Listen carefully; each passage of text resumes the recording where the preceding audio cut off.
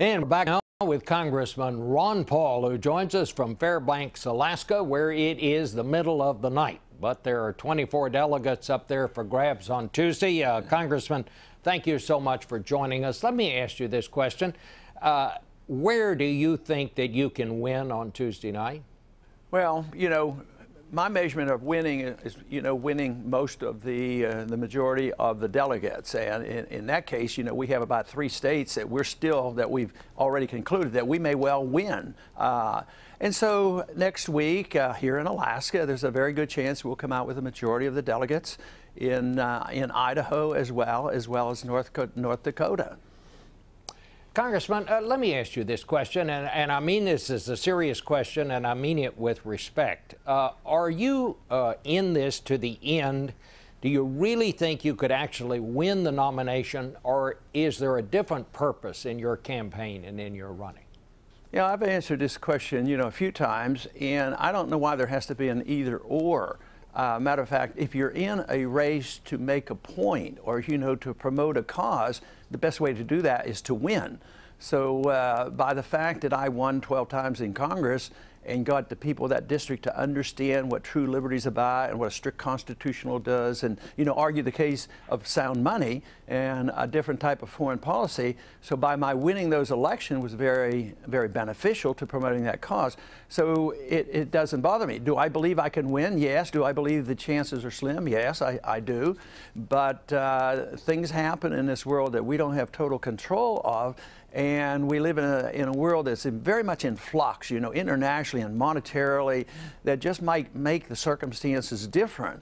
But I understand your question, but I think it should never be considered an either-or issue. But I do take it from what you're just telling me this morning that your main purpose here is to make a point, to underline why you think the libertarian point of view is the way to go. So I take it what you're trying to do here is strengthen libertarians rather than your main objective being to win the nomination. Well, no, I said something different. I said both are mutual. But I think what bothers so many people who seem to be in a quandary over this is that they run into so few people who are in it for something other than just gaining power. See, I see what's happening in Washington, Republicans and Democrats. Everything is spent on gaining power because I don't see the difference in the foreign policy. Nothing changes, with the overseas adventurism. Nothing changes with the monetary policy. Nothing changes with the deficits. Nobody seems to care about personal liberties. So when you run into somebody, it gets confusing. You say, well, he cares a whole lot about the issues. He can't care about his power. No, I don't care about power, but I care about influence, and the best way you can influence a nation and move a nation is by translating this into political action that is successful. So believe me, the people who come and support me are very, very determined to win. Were you a little bit surprised last week when Rick Santorum said he thought you were just in this because you were in cahoots with Mitt Romney? And some have suggested that what you're trying to do here is create a situation where Romney might ask your son, Senator Rand Paul of Kentucky, to be his running mate. What did you make of that? Well, it sounds like he's trying to concoct a conspiracy, so I didn't know he was into the conspiracy business. Now, I think that's all created, but I think the media is fed on that because, they keep saying, is there a deal, is there a deal? And obviously not. He wouldn't do it, I wouldn't do it. And I think that's just Santorum trying to talk about something, and he didn't have any issues to attack me on, so he had to go after me on something as silly as that. This whole thing that the people down here in the lower 48 are talking about this morning, this fact that Rush Limbaugh apologized for calling the young woman from Georgetown who testified before Congress a prostitute because she testified in favor of government health care plans paying for birth control pills. He has apologized. Number one, what do you think about the fact that he apologized? And number two, does it kind of bother you when the campaign kind of wanders off into these social issues? Well, yeah, but I don't consider that strictly a social issue. I think he should have apologized. I had said he used very crude language, and I think he gets over the top at times. So, but it's in his best interest. That's why he did it. I don't think he's very apologetic. He's doing it because some people were taking their advertisements off his program. It was his bottom line that was concerned about. Now, I don't see this.